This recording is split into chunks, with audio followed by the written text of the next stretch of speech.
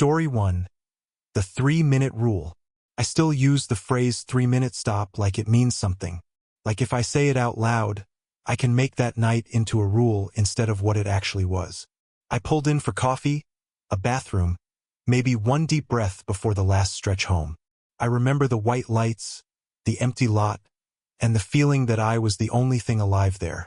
Then I looked up at the pavilion rafters and saw eyes that didn't shine back. My name's Corin Vale.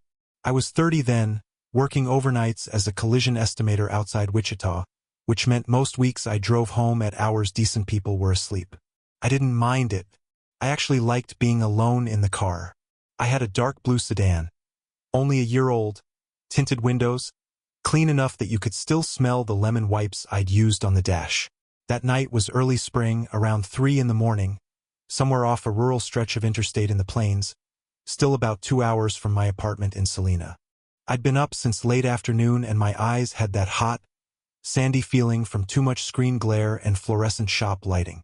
The rest stop looked safe in the practical way those places are supposed to look: bright floodlights, concrete walkways, vending alcove, open picnic shelter with a metal roof, not another car in sight. I remember thinking good, quick in, quick out, coffee, bathroom, get moving.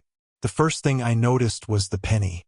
It was brand new, bright enough to catch the light, sitting dead center in my driver's side door handle like somebody had balanced it there with tweezers. Not wedged in, just placed, perfectly flat. I stood there for a second with my keys in my hand, smelling stale fryer grease from the vending area and wet dust from the gravel shoulder, listening to the wind run through the shelter roof in thin metal whistles. I remember actually smiling a little because my first thought was physics, some freak bounce, kicked up by a tire, landed just right. Weird? Sure. But weird doesn't mean anything by itself. That's the kind of thing I was trained to believe.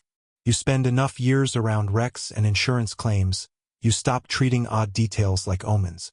Everything has a mechanism. Everything happened because of weight, angle, speed, pressure, bad timing. I plucked the penny off the handle, flipped it once in my palm, and set it on the hood without really thinking. Then I unlocked the car the normal way and told myself to stop making a story out of pocket change. I went toward the vending machines for coffee. The hum from them was loud in the empty place, louder than it should have been, mixing with the power lines overhead until the whole stop sounded mechanical, like it was all running off the same tired motor. No crickets, no night birds, nothing alive in the grass beyond the curb. That should have registered more than it did. I got as far as the bathroom walkway when I heard a soft tapping from behind me, slow and even, like someone drumming a fingernail on glass. I turned. My car was 20 feet away, locked, windows up. Tap, tap, tap. From inside it. I stood there long enough to hear it 4 more times. When I looked past the sedan toward the open-air pavilion, I saw someone up in the rafters. Or not in them exactly, but high enough in the shadow under the roof that it took my eyes a second to sort them into a face and shoulders. The floodlights should have hit them. They didn't.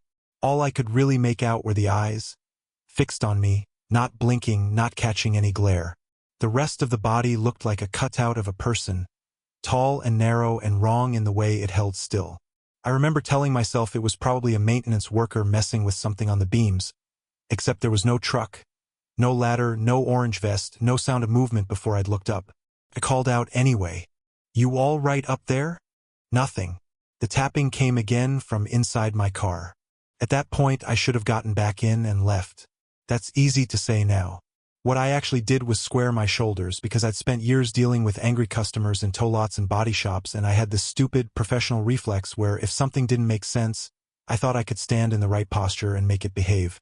I walked back to the sedan, checked the back doors, checked the trunk, hit the fob twice to hear the lock cycle. The car answered with the little chirp it always made. Normal. Solid. My own reflection moved across the tinted glass. Nothing inside. Then I looked up at the pavilion again. The person wasn't in the rafters anymore. They were standing behind my car by the back bumper. I didn't see them climb down. I didn't hear footsteps on concrete. 1 second the pavilion was empty. The next there was a figure at the rear of my sedan, facing me. Same stillness. Same eyes.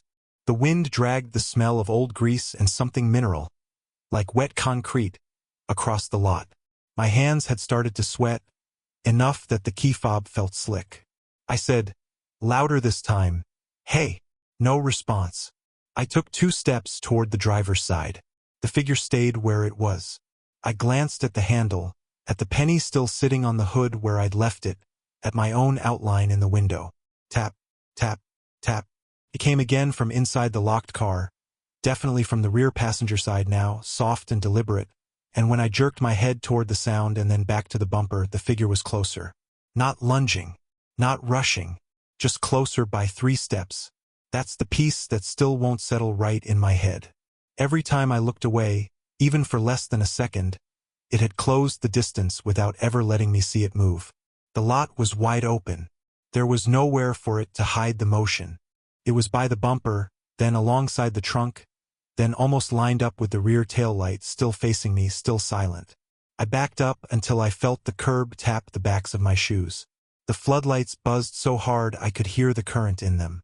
My chest felt tight, not like panic exactly, more like my body had decided to start bracing for impact before my mind caught up. I tried my phone. No bars.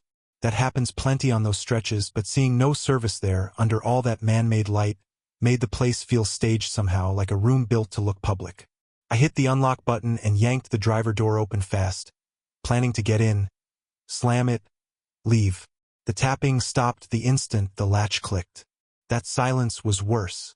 I leaned just enough to look across the seats. The cabin smelled like my own coffee cups and vinyl and the mint gum I kept in the console. Nothing in the front. Nothing obvious in the back. But the rear seatbelt on the passenger side was pulled out a little, just enough to look used. I know that sounds minor. At the time I barely clocked it. I only remember it now because once you start laying the details side by side, they begin cooperating in a way they didn't when you were still trying to be reasonable. I slid into the seat, shut the door, and locked it. The sound echoed too loudly in the empty lot. For half a second I got that stupid wave of relief people get when there's metal and glass between them and the thing outside. Then I checked the mirror. The figure was at the trunk.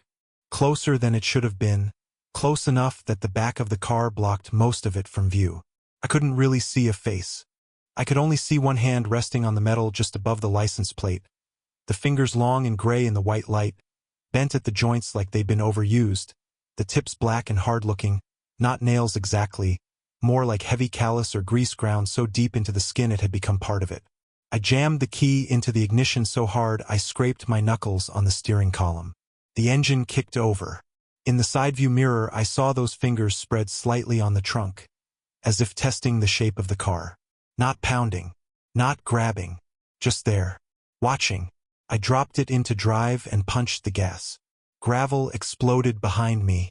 The back end fishtailed so hard I thought I was going to clip the concrete barrier, but the tires caught and I shot out of the lot at a stupid speed, the pavilion lights whipping sideways in the mirror. For the first mile I kept expecting to see headlights pull out behind me. I didn't. The interstate stayed empty. Flat land, black fields, utility poles ticking past in a rhythm that made no sense with how fast I was breathing. I looked in the rear view every few seconds until my eyes hurt. Once, maybe 10 minutes later, I thought I saw a shape through the tint in my back seat, but it was only a pile of work papers sliding with the turn. At least I think it was. I drove at 100 or close to it until I hit the outer glow of a bigger city, where the road widened and there were enough truck lights and all-night signs to make me feel pinned back into the world. I pulled into a busy gas station attached to a chain diner and sat with the doors locked while my hands shook against the wheel. My right palm had a perfect little copper-smelling circle on it where I'd been gripping the penny without realizing I still had it. When I opened my hand, it wasn't there anymore. I filed a report the next morning because that seemed like what a sane person should do. I kept it simple: suspicious person at a rest area, aggressive behavior, poor signal, unsafe conditions. The woman taking it sounded tired. She asked if they'd touched me or entered the vehicle. I said I didn't know. I hated how weak that sounded. A week later, I got a call back saying they'd sent patrol through and found nothing unusual. No damaged property. No cameras covering the lot. Nothing to follow up on. I stopped trying to make it sound solid after that. Now if I have to stop on a late drive, I only use big, lit places attached to 24-hour gas stations where somebody's stocking a cooler or mopping a floor or complaining into a headset. I don't do isolated rest areas. Doesn't matter how tired I am. Doesn't matter how bad I need coffee. My body makes the decision before I do. The second I see one of those open concrete lots with too much light and not enough sound, my hands start going slick on the wheel. What I can't get past is how small the first detail was. Not the eyes. Not the hand. The penny. I keep thinking about what would have happened if I hadn't noticed it, if I'd reached for the handle naturally with my thumb under the grip and my attention somewhere else, if I'd opened the door without that tiny pause that made me look around first. I still have a habit now of checking every handle before I touch it, and once in a while, under a parking lot light, a piece of reflected copper will make me miss the latch on my own car by half an inch. I quit telling people the full version a while ago because they either laugh at the penny part or lock onto the hand and miss the point. The hand wasn't the worst part. The worst part was how patient it all felt, like the whole thing only worked if I did my part and followed the little sequence laid out for me. Notice the coin. Ignore it. Hear the tapping. Look away. Look back. Let it get closer. I made it out because something small interrupted that order. That's what sits with me. Not what I saw, but how close I might have come to seeing the rest of it. And every time I pull into a crowded service plaza now, I still circle once before parking, checking for an empty corner that feels a little too bright, because the next story starts with someone who thought they were safer inside the car than outside it. Story 2. The found footage. I wasn't looking for anything bad when I found it. That's the part one keep coming back to. I was trying to pull a still frame of mountains through a dirty windshield because the morning light had hit the ridgeline in this pale blue way that reminded me of old postcards. I paused the dashcam at a rest area from 3 days earlier, leaned in close, and saw a person in the rear window reflection sitting directly behind me, patient as a seat cover, watching the back of my head for 2 straight hours. My name is Nolan Sayer. I'm 42, and most of my adult life has been spent alone in places other people avoid. For years I did field inspections for remote utility sites, then wildfire recovery surveys, the kind of work where you learn to pack dry socks, trust weather more than forecasts, and keep a real flashlight instead of the cheap plastic ones sold near registers. I carry a high-lumen tactical flashlight in the driver door of every vehicle I own. That's not because I'm paranoid. It's because enough nights in enough dead places teach you that good light is a kind of company. Last fall I was moving from Idaho to western North Carolina, solo, all my tools and boxes packed into an older SUV I'd maintained myself. 3 days into the drive, around late morning, I stopped at a mountain pass rest area to fill a bottle, stretch my back, and check my tire pressure before a long descent. It was cold in that thin, highway mountain air gets, all pine sap and damp stone and ozone, with a waterfall nearby creating a steady roar that swallowed small sounds. Nothing about the place felt dangerous. Old, yes. Underused, definitely. It had waist-high stone walls darkened by years of weather, a narrow bathroom building, and a line of pines so dense behind it that the forest looked packed rather than grown. I remember feeling relieved to be somewhere clean and shaded after hours of switchbacks. I parked nose out, killed the engine, and reached back for the water bottle I'd wedged near a toolbox behind the passenger seat. That's when I noticed the rear seatbelt was buckled. Caught my eye because I'd deliberately left it unbuckled so the metal tongue wouldn't dig into the toolbox during turns. I remember that clearly. I'd even wrapped an old shop rag around the box to keep it from rubbing the upholstery. But there it was, clicked in neat and flat across an empty seat. I tugged it once, frowned, and told myself the buckle must have snapped shut on its own from the road vibration. It happens. Not often, but enough that I had a ready explanation before the thought had time to grow teeth. I got out, checked the rear tire pressure, drank some water, used the bathroom. Normal stop. In the moment, absolutely ordinary. The kind of stop you forget within an hour. If this were a better story, that's where I tell you I sensed something. I didn't. What I had was a collection of small annoyances. A long hair on the back headrest when I got in again, dark and coarse and maybe 6 inches longer than mine. I remember plucking it off between 2 fingers and assuming it was transfer from a jacket at the motel the night before. A little later, at a gas station farther down the grade, I opened the glove box for emergency cash and found the envelope lighter. Not empty. Just $10 missing, one bill gone, the rest stacked neatly. That one irritated me more than scared me. I thought maybe I'd used it half asleep and forgotten, or maybe I was getting sloppy from the move. When you're tired and managing a long trip alone, your first instinct is almost always to blame yourself. Past experience trains you that way. You survive rough country by not dramatizing every irregular thing. There was a third detail, and this one barely registered at all when it happened. Sometime near dusk, when I stopped at a scenic pullout to shoot a few clips of the valley, I noticed faint muddy scratches on the inside of the rear passenger window. Not outside. Inside. For short arcs too high up for a dog and too narrow to be from any cargo I'd packed. I rubbed one with my thumb and got a little dried grit under the nail. I remember standing there in the cold with the waterfall noise from earlier still in my ears somehow, trying to place the pattern, and finally deciding the toolbox must have shifted more than I thought. It didn't make sense, but none of the individual pieces were large enough to force a new story. I made it to North Carolina without incident. That's what I told people. That's what I believed. 3 days later, in my new rental house, surrounded by unopened boxes and the smell of cardboard and fresh paint, I sat at my kitchen table with a laptop and started reviewing dashcam footage. It was something I'd done off and on for years, partly for work records, partly because long drives blur together and video gives you the parts your brain drops. I wanted a frame from the mountain pass for a friend who collects road photos. I skipped through hours of highway, windshield glare, gas stops, weather fronts moving over ridges. When I reached the rest area, I slowed it down because the light on the pines looked good. The camera was mounted high and centered. It showed the windshield, part of the dash, a slice of both front seats, and in bright conditions you could sometimes catch reflections off the rear glass. I paused on one frame because something looked odd in the back. At first I thought it was a jacket draped over boxes. Then I zoomed. What I was seeing wasn't in the back seat directly. It was a reflection in the rear window, faint but clear once you knew where to look. Person. Sitting behind me on the passenger side. Head tilted slightly, eyes on the back of my neck. They were still enough that the camera almost lost them against the dark interior, but every few seconds the shape shifted just enough to prove it wasn't fabric. I scrubbed back, forward, back again, and there they were through 2 hours of road, mountain curves, rest area departure, descent, gas station, even the pullout at dusk. Always behind me. I remember a very specific physical feeling then. Not drama, not a movie jolt, just a deep tightening in the sides of my neck and shoulders, like my body had braced for a blow that had been delayed by 3 days. I stood up so fast the chair went over behind me. The kitchen was quiet except for the refrigerator hum, but in my head I could hear that waterfall again, that constant masking roar that would have hidden any small sound from the back seat.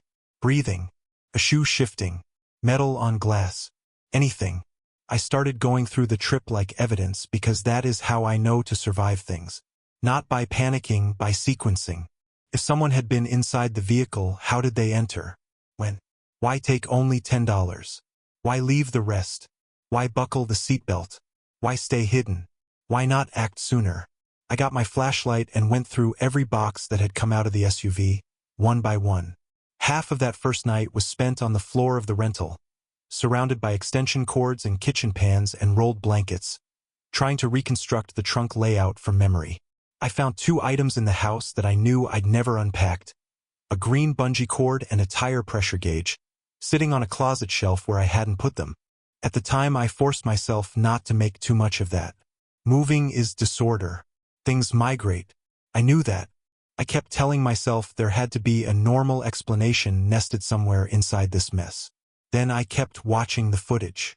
The person never showed their face fully. The angle and the reflection wouldn't allow it. I could make out a knit cap sometimes, the line of a cheek, one shoulder pressed inward as if trying to stay tucked behind the seat. Twice I saw what looked like a hand rise from below frame and rest on the center console for less than a second before dropping back. Once, outside the gas station, while I was away from the vehicle and the dashcam still ran, the rear door flexed inward slightly as if weight had shifted against it from inside. No one got out. No one went in. Just that subtle movement and then stillness again. The worst part came near the end of the mountain segment. I almost missed it because I was staring at the figure, not my own motions. I was rounding a bend. You can tell from the steering correction.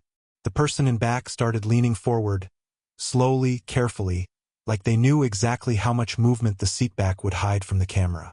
Something thin flashed in their hand, not shiny enough to be a knife blade, more like sharpened metal torn from somewhere, maybe a bracket or tool edge.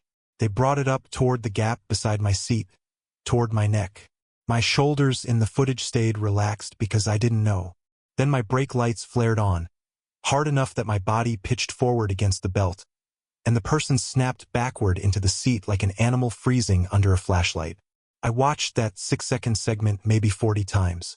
That was the first moment I understood not only that someone had been there, but that they had decided against doing whatever they'd planned. Not because of mercy, because the timing changed, because I touched the brakes, because the road moved. I don't know. The point is, the moment that felt like nothing to me then was probably the moment I stayed alive. I sold the SUV within the week. I didn't do a trade. I didn't let a detail shop near it. I signed it over fast and took the loss. I told the dealer it had too many miles and I wanted a reset after the move. That part was true enough. But the thing people think should have fixed it, selling the vehicle, is the thing that didn't. In the first month in the new house, I kept finding objects that belonged to the old car in places I hadn't unpacked. A flashlight battery from the trunk rolling out from under the bathroom sink. A microfiber towel from the cargo bin folded behind canned goods in the pantry. One of those cheap motel soaps I'd left in the rear side pocket turning up in the linen closet. Each thing by itself was explainable if you were committed enough to explanation.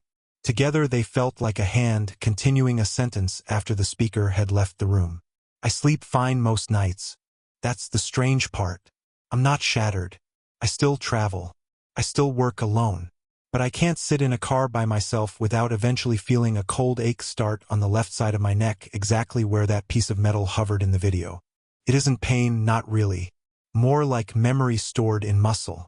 Sometimes at a red light I catch myself holding still, listening for a seatbelt tongue clicking softly behind me.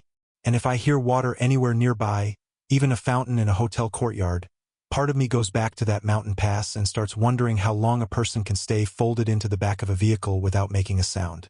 I never got a usable face from the footage. I sent clips to a friend who works security systems. He cleaned it up as much as he could and only gave me more certainty about the shape, not the identity. Medium build, patient, controlled, comfortable close behind someone for a very long time. I wish I knew if they got in at that rest area or if they were already with me long before it, somewhere at a gas pump or motel lot or while I was carrying boxes into a room and assuming a locked door meant locked space. The video only gave me the first proof, not the first moment. That's what stays rotten in it. Not who the person was exactly, though I want that too, but why they sat there for 3 days of driving and only chose to reveal themselves on the footage after I was safe enough to think the trip was over. I still keep a flashlight in reach whenever I drive, bright enough to turn the inside of a car into daylight, and the next story belongs to someone who prepared too. They just learned that preparation doesn't mean much when the place itself decides your tools don't count. Story 3. The Dead Zone. The worst sound I've ever heard wasn't a scream or glass breaking or anybody trying a handle. It was my own breathing coming through a public address speaker, delayed by a few seconds, ragged and shallow and too loud over an empty truck lot. That's when I understood I wasn't waiting for help. I was inside something that had already started happening, and whatever had started it knew exactly how frightened I was before I did. My name is Dale Mercer. I was 58 that summer, and I was driving from eastern New Mexico toward Nevada because life had done that thing where it empties the house first and leaves you to sort out what comes next second. My sister had room for me. That's the plain version. The fuller one is that my wife had been gone for a year, the mortgage wasn't realistic anymore, and I was hauling what fit into an aging SUV and a small utility trailer because it was cheaper than shipping and I didn't have many choices left. I don't like driving alone at night. Never have. I kept a satellite phone in the center console because everybody talks about desert dead zones like they're manageable if you're practical. I believed that. Late afternoon turned into evening out in the southwest, all flat heat leaking off the asphalt, and I took a known shortcut that shaved time off the route. There was a rest stop ahead on the map, huge truck facility, No services for a long stretch after. I figured I'd stop there, drink water, call my sister, keep moving. The engine died right as I passed the sign that said no services for 200 miles. Not a sputter. Not a struggle. Just dead. The steering went heavy. The dash lights bloomed, and I coasted into the entrance lane with that awful helpless feeling of a machine deciding it's done with you. The place spread out wider than I expected. Rows and rows of truck spaces circling around islands of concrete and sodium lights, built for hundreds of rigs and almost offensively empty. Hot asphalt, dry dust, and burnt rubber sat in the air like a taste. When I turned the key again, all I got was a click and the engines ticking as it cooled. I told myself fuel pump, heat soak, old vehicle. It was almost comforting to have a reason ready. Older models do that in the desert. You wait. You let things cool. You try again. I took out the satellite phone and hit power. The screen lit up blue, then stuttered into a glitchy message that flickered too fast to read properly. Not searching, not connecting, just looping the same scrambled line until it reset and did it again. I actually laughed once, a short, ugly sound, because it felt impossible in such a specific way. I restarted it twice. Same thing. I told myself software error. Battery contact. Too much heat in the console. I was already working at the explanation harder than the explanation deserved. The first thing that made me step out of the SUV was movement in the truck rows. I thought for 1 second the lot wasn't empty after all. Then I saw it was doors. Every truck in the nearest line had its driver's side door hanging open, each one rocking a little in the evening wind. Not slamming, just swaying. Open, open, open. It bothered me immediately because of what it implied, drivers gone somewhere all at once. But I started doing the anxious math people do when they don't want to panic. Maybe maintenance. Maybe abandoned rigs waiting for tow. Maybe I'd taken a wrong turn into some storage section. I even walked toward the nearest one like seeing the cab up close would make the picture normal. Didn't. The truck smelled sun-baked and empty. Seat worn. Logbooks missing. No cooler. No jacket. No trash. None of the loose life every occupied cab has. The inside looked stripped by absence more than theft. I backed away from it and the lot seemed to bend around me. Circular lanes, painted arrows, islands of gravel and concrete that should have led somewhere and somehow kept curving the eye back toward the middle. I could hear my own shoes on the pavement and nothing else. Then the overhead lights blinked once. Not all at once. In sequence. Far side first, then the middle row, then closer, clicking off one bank after another until only a half ring remained around my vehicle. The sky was still holding a little washed-out desert blue, but the spaces between the trucks went black fast. My mouth had gone dry. I got back in the SUV, locked the doors, and tried the key again. Click. Nothing. A crackle burst from somewhere above me. The old kind of loudspeaker distortion you hear in bus stations. I looked around for an office building and saw a pole-mounted PA horn near the central median. It hissed, cleared its throat in static, and then I heard breathing. Mine. Not exactly live. A few seconds delayed. Panicked. Thin at the top from the way I breathe when I'm trying not to. I froze. Then, because your body does stupid things under stress, I held my breath to test it. The speaker went on breathing for another 2 beats, then stopped too. I remember grabbing the satellite phone so hard my fingers cramped around it. I kept telling myself somebody could be monitoring the emergency frequency, that the phone error and the speaker had to be connected by equipment, not something impossible. Equipment meant people. People meant process. Process meant survivable. That was the ladder I was trying to climb in my own head. I unlocked the door to get out and wave at whoever was in control of the system. Before I could touch the handle, all 4 door locks snapped down again at once. I hadn't hit anything. The windows began to fog. Not outside, inside. Thin white clouding at the edges first. Then more, frosting inward in delicate spreading veins like winter had been trapped in the glass and finally got let out. Outside it was still close to 100.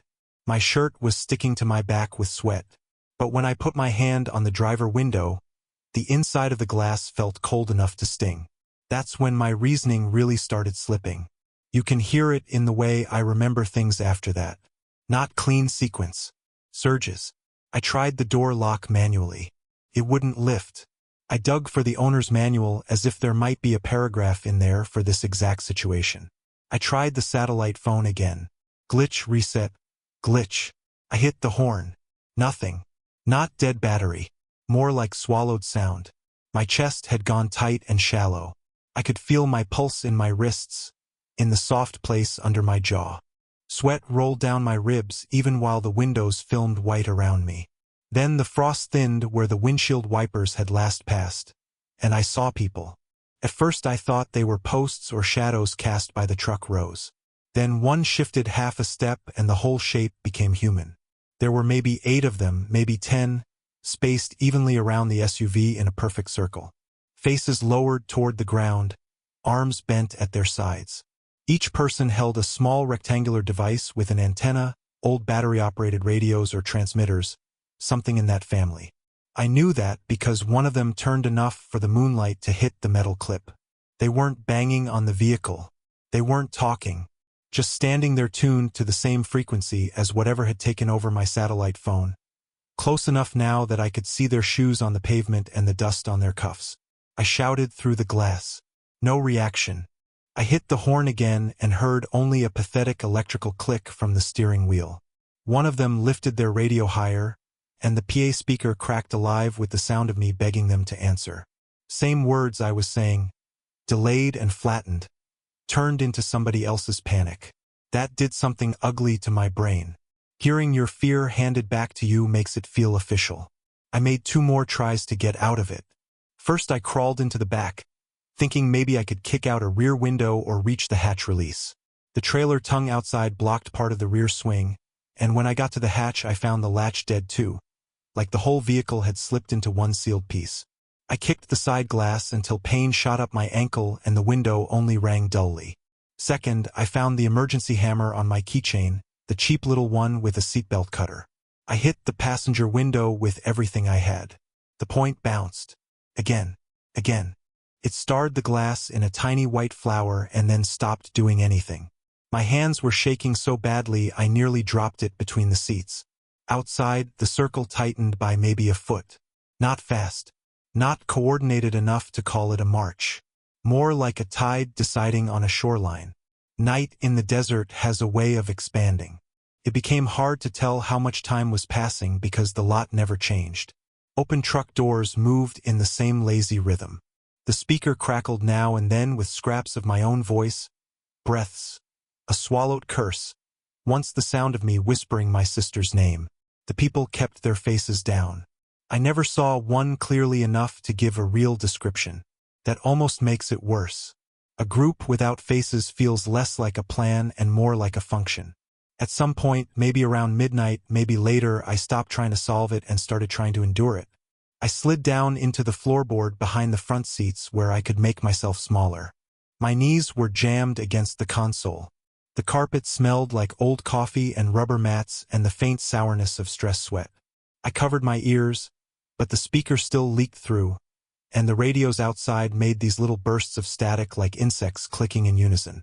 My throat hurt from breathing too fast. My hands kept going numb and then prickling back to life. Twice I thought I heard someone testing the trailer latch, but when I looked through the gap between the seats the circle was unchanged. Heads bowed, radios held in both hands like offerings. They stayed there until dawn. 6 hours, maybe a little more. The sky went from black to bruised purple to that flat pale color deserts get before the sun clears the horizon. One by one, without signal that I could see, the people turned and walked away between the trucks. No hurry, no backward glance. They just loosened from the circle and dissolved into the lot.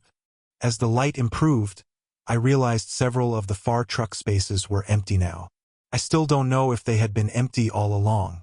When the first real sunlight hit the windshield, the frost vanished like breath on a mirror. The locks clicked up. The satellite phone booted normally and found signal within a minute. My SUV started on the second try as if the whole night had been mechanical spite and nothing more. I drove until I had cell service and then farther than that. I didn't report it well. I know I didn't. I sounded embarrassed. Too many details that made me sound confused. Too few that made it sound actionable. What changed is smaller and more humiliating than people expect. I can stand crowds fine. I can handle rooms. But if you put me in a big open parking lot or an empty sports field or any space with too much room around me and no cell signal, something in my chest starts climbing. I keep a satellite phone still, though I don't trust it the way I used to. I won't take roads without service unless there is absolutely no other choice. And even then I time my stops so I'm never the last vehicle anywhere. The question that keeps rotting under all of it is motive. If those people wanted the car, they could have had it. If they wanted me dead, I was alone in a sealed box all night. They had time. They had numbers. They had some way of reaching into the vehicle systems or at least making it feel like they did. So why circle me for hours and leave at sunrise without trying to get in? I don't have a good answer.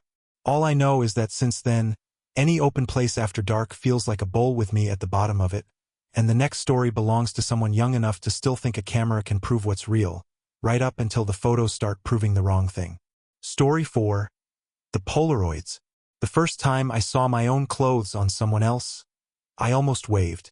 That's how far my brain bent itself trying to keep things social, normal, explainable. Even later, when I had the prints drying on my kitchen table and there was a person in them wearing my jacket, my boots, my camera strap, my face almost but not exactly, part of me still thought there had to be an awkward, embarrassing explanation that would make me look stupid for overreacting. My name is Leon Varda. I was 23 that fall and doing the kind of road trip people call brave when what they really mean is young. I had saved up from a campus print lab job, bought extra film, and set off across the country alone to shoot overlooks, roadside architecture, weird little service plazas, anything with strong light and too much empty space around it. I don't love being alone, not really. I like what being alone lets me collect. That's different.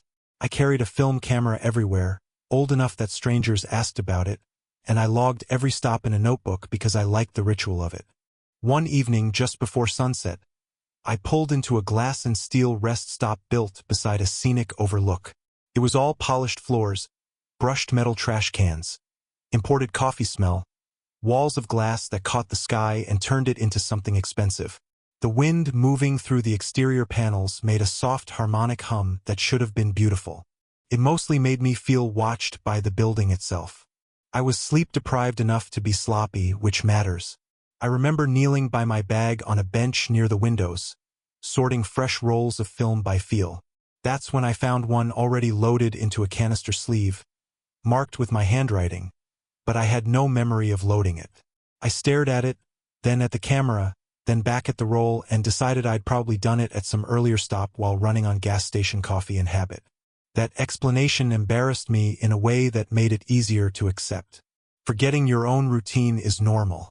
Making a scene over a roll of film you misplaced isn't. Inside, the place was clean in a way that almost removed it from use. No dust even in the upper corners where wall met ceiling. The vending machines were full of products that looked close to familiar and then wrong on a second look. Chip bags with almost English names. Candy bars wrapped in colors I'd never seen. Bottled drinks labeled with words that didn't settle into any language I knew. I remember standing there too long pretending to compare snacks while my stomach made that little anxious dip you get when your brain hasn't formed an objection yet but your body has. I signed the visitor log near the brochure rack because I always did that at overlooks. My name was already there. Same spelling. Same slant to the letters. Dated for a day when I was still 2 states east and posting motel ceiling shots to friends because it was raining too hard to photograph anything else. I felt heat rush up my neck, then immediate shame right after it. I looked around to see if anyone had noticed me staring at the book like an idiot. A woman near the coffee station was stirring powdered creamer into a paper cup. A couple in hiking sandals were discussing directions. Nobody cared, so I made the explanation smaller and more polite. Maybe someone with the same name. Maybe I'd signed another book and my brain was overlaying it. Maybe the date stamp was wrong. I closed the log and walked away because asking about it felt like volunteering to become a story for strangers. The road after that gave me 3 separate chances to leave the weirdness behind, and each time it followed in a slightly different outfit. At the next rest stop, a vending machine door reflected me from the wrong angle, and when I leaned closer I saw not a reflection but a photo taped inside against a row of bottled tea. It was me from behind, unmistakably my green windbreaker with the patched elbow, my boots with the scuff on the left heel, standing at some previous overlook. I yanked open the machine out of pure reflex, and there was nothing there but snacks and my own startled reflection in the inner panel. I told myself the light had layered images. Glass does that. I even laughed once under my breath because I didn't want the older man beside me to think I was rattled. At the stop after that, I saw a girl near the bathrooms wearing the same jacket. Same camera strap color too. My stomach dropped and then corrected itself when she turned out not to look like me at all. Coincidence. Common jacket. Trend cycle. Fine. But then I noticed her boots. Same pale scrape on the outer toe of the left one. That one detail sat in me like a swallowed seed. By the third stop, I was already checking people without wanting to be seen checking them. A guy filling up his sedan had my exact flannel tied around his waist. A woman carrying coffee wore jeans cuffed to the same height mine were. Not copies, not costumes exactly. More like parts of my outfit redistributed onto strangers who didn't appear connected to each other. Every time I caught one, I would instantly feel embarrassed for noticing. Socially, the cost of being wrong felt enormous. What was I supposed to say? "Excuse me, your boots are making me uneasy." That night at a motel, I decided to develop the mysterious role in the tiny bathroom sink because I needed to prove to myself it was either exposed junk or forgotten shots from earlier in the trip. I clipped the strip to hang and watched the images emerge slow and ghostly in the dim yellow light. They were from a rest stop I did not remember visiting. Same style of modern overlook, same clean architecture, same impossible vending machines. In every frame, there was a person standing by one of the machines wearing my exact clothes, my exact camera strap, my hair tucked behind one ear the way I do when I'm working. But the face was never right. Too blank around the mouth. Eyes aimed at the lens with this hollow attentiveness, like someone had learned what interest looked like from photos and was repeating it back. Looking at those prints made the room feel airless. I remember touching the sink edge because my hands didn't feel attached properly. I should have turned around the next morning and gone home. Instead, I kept driving because once you've invested money and time and your own pride into a trip, leaving starts to feel dramatic. I told myself I was overtired and pattern hunting. I switched to digital notes for locations, kept the camera packed, and tried to act like a person who still trusted ordinary causality. By late afternoon, I was at another scenic rest stop with the same glass walls, same coffee smell, same low-humming whine through the structure. Maybe it was a chain design. Maybe they all look alike when you're tired. I don't know. What I know is I saw someone by the vending machines wearing my jacket, my jeans, my boots, my camera. They were standing in profile, still enough to seem staged. I almost left without confronting them. Almost. Then I had that awful social thought, the one that had guided too many decisions already. If this is just some stranger with similar clothes and I run out scared, I become ridiculous in my own life forever. So I walked toward them, hearing every step of my own boots on the polished floor. "Hey!" I said, and my voice came out thinner than I meant it to. "I think you have my camera." The person turned. It was me in the way a wax fruit bowl is fruit. Close enough to disturb from across a room, wrong in all the places your body knows before your mind lists them. My face, but the smile arrived a fraction too late and stayed too long. My hair, but flattened in the wrong direction as if copied from a mirror that had been described rather than seen. Even the scuff on the left boot was there. My throat tightened so hard I had to swallow twice to speak again. "What are you doing?" I said. The mimic lifted the camera. My camera, or one identical to it. Then it took my picture. The flash was blinding, white and hot enough to burn a shape into my vision. I stumbled back into a trash can, one hand over my eyes, seeing the outline of that smile floating red against everything. I heard the soft mechanical spit of the print ejecting. By the time my sight cleared enough to focus, the person was still there, holding the fresh photo by the edge as if checking exposure. Something in me finally snapped past politeness. I lunged, grabbed the camera out of its hands, and smashed it down on the concrete floor. The body of it cracked. Plastic skipped away. The mimic didn't protest. It just looked at me with that same delayed smile, then at the broken pieces, then back at me. No anger, no surprise, like I had completed a step it expected. I ran. I left the print on the floor. I left half a lens cap in the hallway. I got in my car, locked the doors, and drove until the sun was gone and the road signs turned reflective green in the headlights. My chest hurt from breathing too fast. My hands kept sliding on the wheel. I talked out loud to myself just to hear a voice that matched my own face. Around 100 miles later, when I finally pulled into a brightly lit gas station attached to a grocery store, I looked over at the passenger seat. There was a camera there. Not mine. Mine had been smashed. But same model. Same tape on the grip where I wrap it for comfort. Same little silver scratch near the shutter button from when I dropped it on a classroom floor freshman year. Sitting upright in the seat belt like a careful passenger. I didn't touch it until daylight. After that trip, I burned every strip of film I'd brought back. Not because I thought fire solved anything. I just couldn't stand the idea of images existing in a form I couldn't instantly inspect and duplicate. I switched to digital, automatic cloud backups, timestamped uploads, all of it. It made me feel less alone with the evidence. I still shoot road stuff sometimes, but not the way I used to. I don't linger in reflective buildings. I don't sign visitor logs. If I catch someone wearing my colors at a rest stop, I leave before I know whether the scuff marks match. What bothers me now isn't just that there was one copy. It's that the photos implied sequence. Different locations. Different light. Slightly different wear on the jacket cuff. As if time had passed for that version too. So how many of them are out there, really moving west to east and east to west in matching boots with matching cameras, stopping where I stop, collecting each other the way I used to collect vistas? And what exactly happens if enough of us arrive at the same overlook on the same evening? I haven't tested it. I don't plan to. Even now, when I dump digital files after a trip, I still zoom into the background first before I look at the subject. And the last story is from somebody who walked into a place that already knew far too much about them before they'd said more than their own name. Story 5. The Logistics Coordinator. I knew the room was wrong before I knew why. It looked expensive in a way that should have felt comforting. Soft lighting, tight hospital corners on the bed, folded towels, chrome fixtures without fingerprints. But there was no handle on the inside of the door. Just a heavy industrial keypad where a hotel latch should have been. The concierge standing behind me kept smiling like he'd shown me an upgraded suite. My name is Mara Quill. I was 31 that winter, working nights as a long-haul logistics coordinator for a refrigerated freight company based out of Omaha.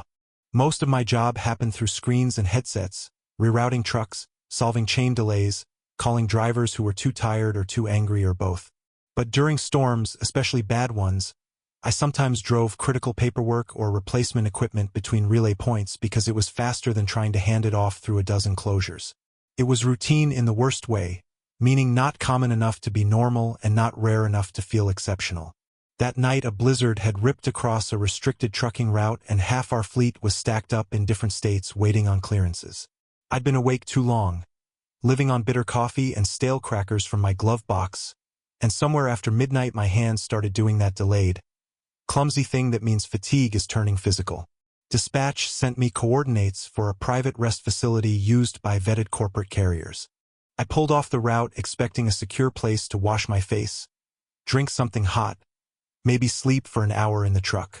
The facility sat behind black fencing and a gate that opened before I reached it, as if it had already decided who I was. No road noise once I crossed the threshold. None. The blizzard still moved outside the perimeter lights, but inside there was a vacuum of sound so complete I could hear my own jacket brushing my sleeves. The place smelled of sanitized linens and ozone, like an expensive clinic. White concrete, dark glass, no dust anywhere, not even in the upper corners under the canopy lights. A man in a charcoal suit met me under the portico before I'd killed the engine. Mid-40s maybe, silver at the temples, smile practiced enough to feel pressed on. "Ms. Quill," he said, taking my overnight bag before I offered it. "Middle name Elaine, yes. We have your recharge suite ready." That stopped me for half a beat. Hardly anyone uses my middle name. Then he added, "We'll need to confirm your maternal record as well." Donnelly. Correct. I actually smiled because I wanted to be the kind of person who found competence reassuring. High-end client database, I thought. Corporate contracts. Driver manifest integration. The trucking industry tracks everything. It was intrusive, sure, but still inside the realm of plausible. I told myself the unease I felt was really just exhaustion reacting to precision. Inside, the quiet got stranger. No HVAC breath. No elevator hum. No carts rolling in distant corridors. My own footsteps on the polished floor seemed dampened before they could echo. The concierge, who introduced himself only as Avery, walked me through a lobby that looked more like a private wellness center than a trucking stop. Low art on the walls. Framed aerial maps. A bowl of green apples too perfect to be real. I remember noticing a coffee station with cups already warmed, each saucer aligned exactly with the next. Not one thing was out of place. Felt less cleaned than reset. Avery told me the complimentary recharge package included hydration, a meal, and a mandatory medical checkup to ensure driver safety before returning to the corridor. He said it gently, the way someone might explain an extra blanket.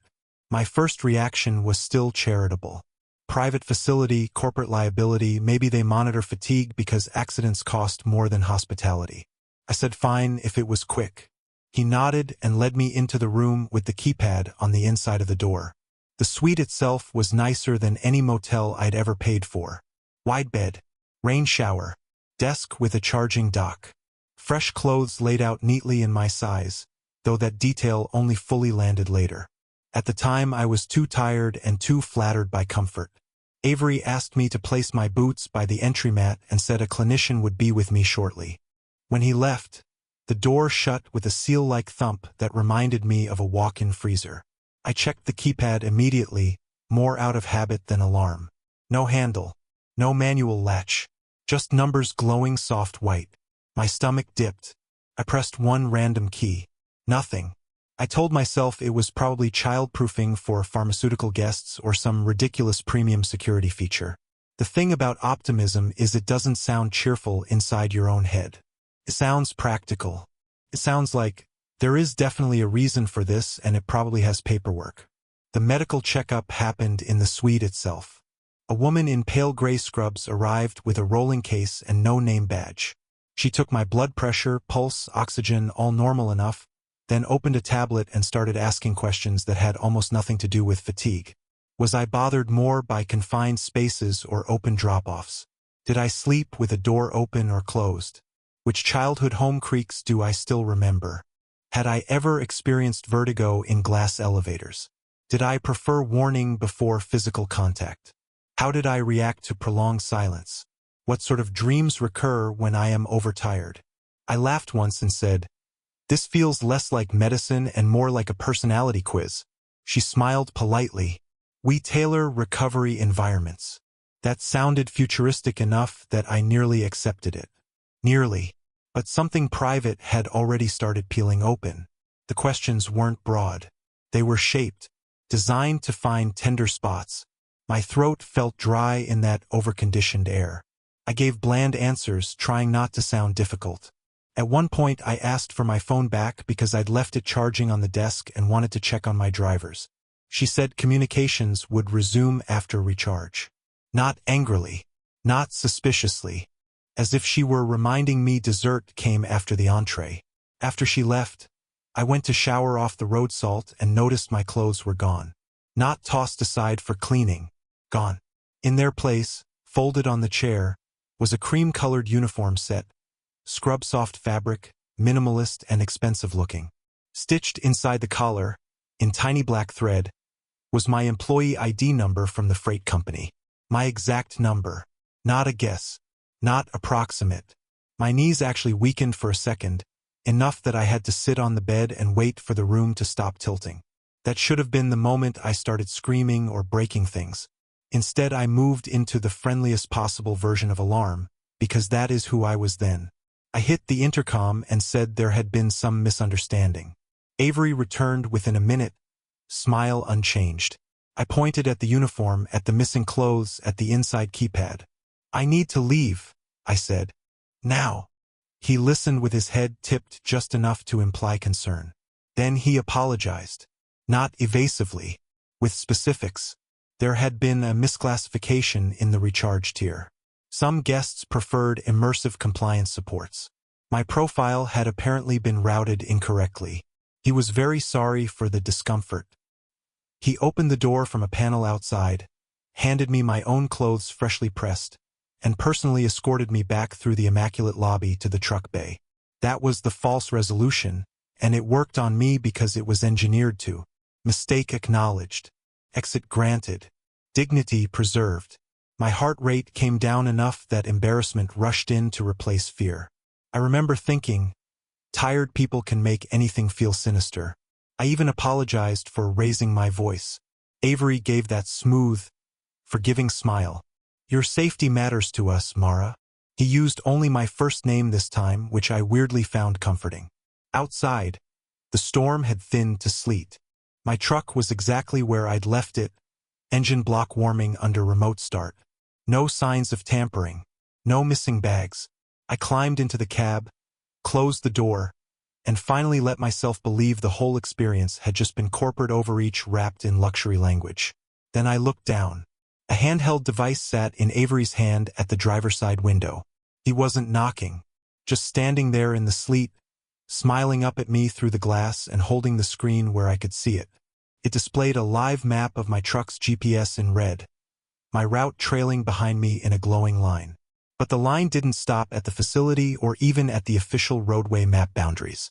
It continued off the edge of the mapped area into blank space, as if the actual route they were interested in existed somewhere beyond what I was allowed to see. My mouth went dry so fast my tongue stuck to my teeth. Avery lifted 2 fingers in a tiny courteous gesture, almost a wave, and stepped back. That's when the first wrong note became violation in a way I could feel under my skin. They hadn't just known my data. They had mapped me. My family, my fears, my body, my work identity, my route, maybe my reactions in real time. The suite, the questions, the uniform, none of it was hospitality. It was intake. I shoved the truck into gear and pulled out hard enough to slide on the wet pavement. For the first few miles, I kept checking the mirrors, expecting a black SUV or facility security lights behind me. Nothing.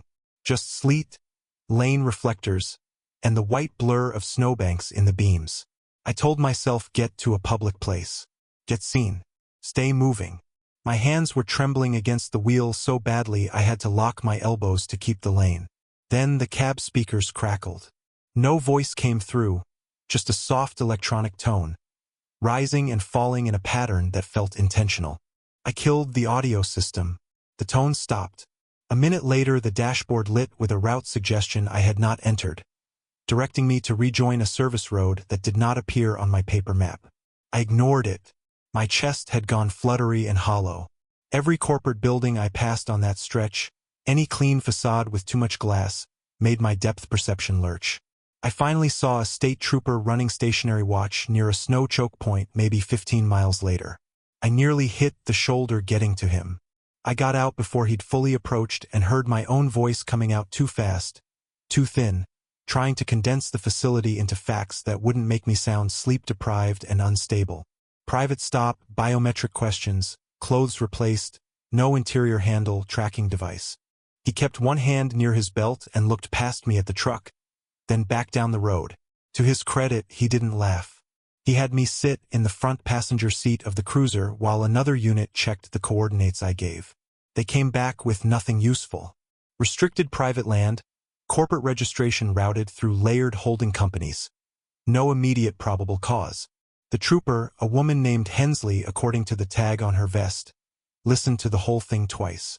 When I mentioned the map line going off the edge, her expression changed just a little, not into belief exactly, but into the kind of caution people get when something is stranger than the report form has boxes for.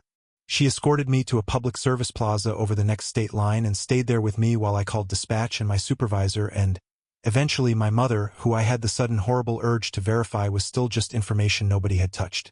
I didn't finish that shift. I took 2 weeks off and told work I had exhaustion-related vertigo, which wasn't even a lie. Since then, any high-end corporate facility, medical office, executive hotel, research lobby, even certain modern apartment buildings, can set it off. If the corners are too clean and the air is too quiet, the floor seems to tilt under me for a second and I have to touch something solid and ordinary, like a scuffed baseboard or a coffee stain, to feel human again. People want the mystery to be location. Where was it? Who owned it? Can it be found again? I understand that instinct. I tried.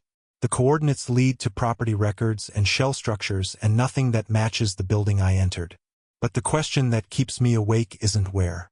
It's why they needed the map of me, not my route, me. My specific triggers. My preferred kinds of fear. My reactions to silence, confinement, warning, height.